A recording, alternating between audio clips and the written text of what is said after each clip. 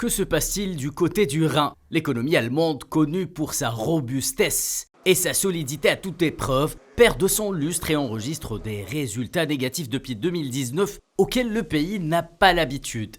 Le dernier rapport sur la croissance pour le quatrième trimestre 2023 publié par le FMI prévoit une récession de 0,5% contre 0,3% en juillet. Certains instituts économiques allemands envisagent même que le recul du PIB atteindra moins 0,6% cette année, soit pire que les prévisions du FMI.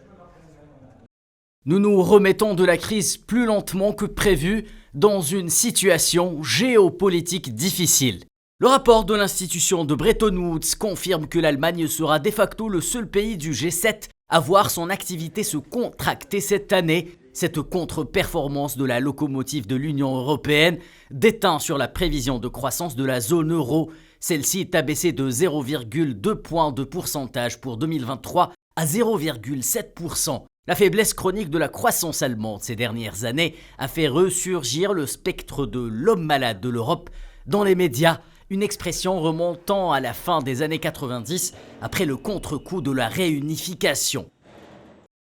Ce que nous vivons en 2023 est toujours lié à l'attaque de Vladimir Poutine. Les prix élevés de l'énergie dus au manque de gaz russe ont perturbé les échanges mondiaux, tandis que l'inflation élevée est combattue par la BCE à l'aide de taux d'intérêt élevés. C'est en somme le nœud gordien de cette affaire.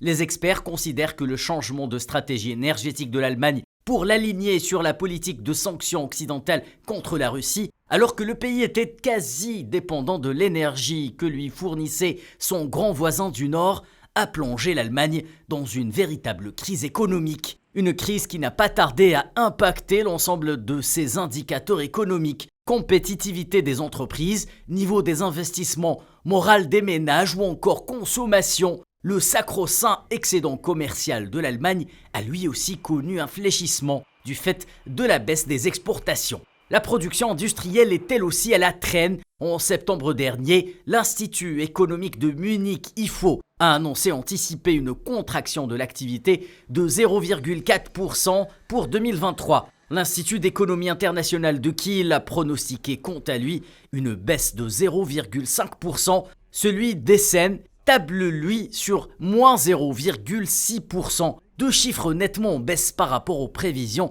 qu'ils avaient données à l'été. La dégradation de la conjoncture internationale affecte particulièrement l'industrie allemande exportatrice. L'Office allemand de la statistique a annoncé une baisse de 0,8% de la production industrielle en juillet, la troisième d'affilée.